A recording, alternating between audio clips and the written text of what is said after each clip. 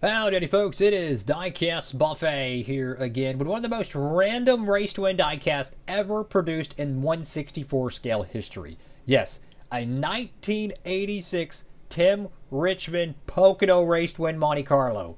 It doesn't get cooler than this. Alrighty folks, one of the coolest diecasts of the year. I mean, I'm literally going nuts over this freaking diecast. Tim Richmond race to win from 1986. There is so much to talk about with this car. A lot of NASCAR history, so maybe some of the younger fans could probably really enjoy it. And obviously, I was not around in the 80s. I was born in 99. But as I like to consider myself a NASCAR historian because I really do love the sport. I don't know everything about that era. But what I could tell you is that, man, this is a super cool looking diecast. Brand new out of the box.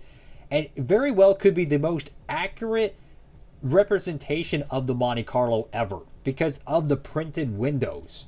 You actually have the window bars. You have like the sun visor tape. Even the back window has like the chrome metal bars. And then you have like the gasket trim and stuff. It just, what a awesome looking diecast.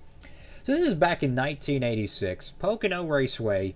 I believe this was a 500-mile race back in those years. And some of the races at Pocono in the 80s apparently were pay-per-views. Crazy. I know. So anyways, go to the front of the diecast here on the hood. Got Folgers coffee machine. Got TG. And then something else there. Shepherd's. Okay, TG Shepherd's. There, Folgers coffee machine. Go to the front of the diecast. Got the number 25 right there. You have this very subtle gold colored, bronze colored trim around the bottom of the diecast. Very simple paint scheme, but man, it is beautiful. I don't think it's metallic printed. I think it's just a standard decal. You got your Chevrolet badge right there with the Chevrolet wording in the middle. The rear axle is a little bit funky, but I actually rolled it around. It actually rolled perfectly fine. So even though it looks like it doesn't roll fine, it actually does. Now, I actually used some original mid to late 90s Monte Carlos, or they're okay. They were released in the late 90s, but they're based off the mid 80s Monte Carlos, and I believe this is the exact same tooling that they used in the late 90s. It's a very lightweight mold. The plastic, just about everything about it is exactly the same. Even the hole right here on the bottom plastic is the same. So maybe there's just a few quirks that's different. But for the most part, this is probably a 95 to 98% accurate replica of the late 90s editions of the 80s cars. If you're not confused, well, I hope you're not confused. I just noticed this. The roof of the car has a little bit of a bump there. That's probably done when they're doing the rivets and stuff. It probably dented it. That's unfortunate. Again, it's a pretty thin mold, so the metal can be bent decently well. So let's zoom in here and get a really closer look at it. Because from the naked eye, it looks like a clean paint scheme. Like, in all honesty, it really does. All right, so looking at the left side of the diecast, you can see just a very, very light haze of, dirt and grime and built up. This is Pocono. I don't know what it is, but it seems like even the wheels have a built up dirt and grime. I've seen that before, like the, I think some of the Dale Earnhardt wins, some of the Petty cars might have been. They had detailed, like, you'll see, like, tire marks, like, for Sharpies, like, left front, right front. So they'd have, like, RF for right front. Left front would have LF written on it. But just look at all these amazing sponsors. The contingencies. Holy moly, man. Now, I can see this decal right here. The NASCAR race car decal is cut off. And if I had to guess, it's either a template error or they just simply... The decal came off and it just put it in the wrong spot because it looks like it's accurate on the other side.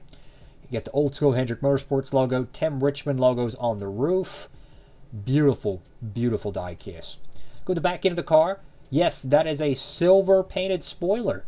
Very different. No headlight detail or tail light detail. It's kind of just a bare bones back end of the car. You can see some dirt. Might be some oil and stuff that kind of picked up maybe. Go to the right side of the diecast. Again, there's no like donut marks or nothing. It's a very clean paint scheme. I love this. I wish they would do more of these classic diecasts. They don't do nowhere near enough of them. And yes, the bottom chassis here is supposed to hang low. You can see this plastic right here.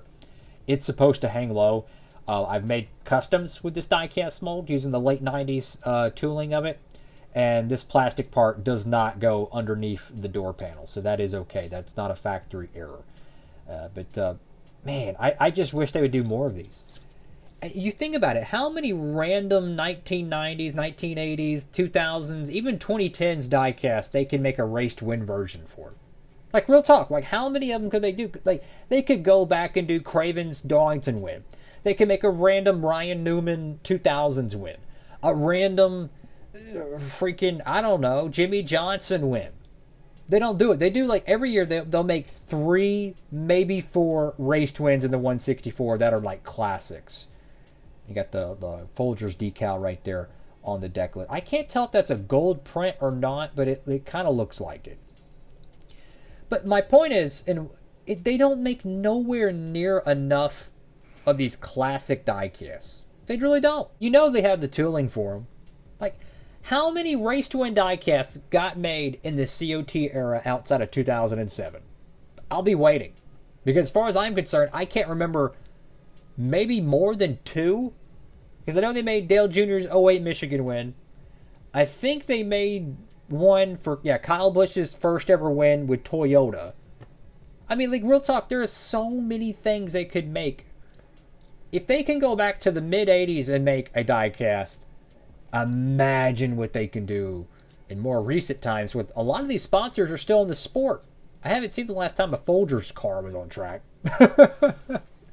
So anyways, highly recommend picking up this car. It is a fantastic piece. It's even great for custom donors because it has that printed detail on the windshields, which the OG Monte Carlos didn't. And I'm going to show one real quick. This is a very, very cool piece. The packaging is yellowed, but the car is just fine. And you can see how the tooling is pretty much identical. And the windows don't have nowhere near enough detail. The car is not yellowed, it's the packaging, as I've already stated. But you can even see the wheels. Look at the detail of the tires on the 52 car.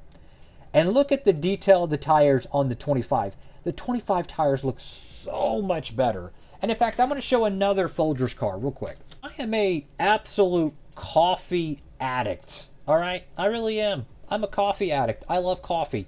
Yes, I know the windows kind of look a little yellowed from the side. Again, it's 25-year-old plastic. My point is, look at this. It's the same mold almost. Identical. Well, you might be saying, well, this one looks like more like a hatchback. The reason why it's kind of different on this one is there's a dent. So, but my point is the tooling is pretty much the same. And if you're wondering, the 35 car, or the 35 is a Benny Parsons car. But my point is that this is pretty much the exact same tooling. In terms of weight, they feel almost identical. But if you were to make an old school car, pick up this one because one, the plastic doesn't have 20 plus years of age on it. So that's already a plus. You already can see the yellowing a little bit right there. So you get brand new molded plastic. You get the detail window bars. You're going to get a higher def wheels, right? Again, it's the same. Look at the bottom. The hole in the middle I was talking about with the drivetrain, it's there. The only thing that's different is there's a little bit, different areas for like the markings, the years, the sponsors, X, Y, and Z. My point is, this is a great car for your collection. It's an awesome retro piece, but it's even cool for a donor too. So check it out. Thank you all for watching. Have a blessed one, everybody. Make sure to get your copy at Circle B Diecast and use promo code Diecastbuffet. You could save on shipping. Any orders $30 or more, use code Diecastbuffet. No space in between. That's all for now. Diecastbuffet signing off.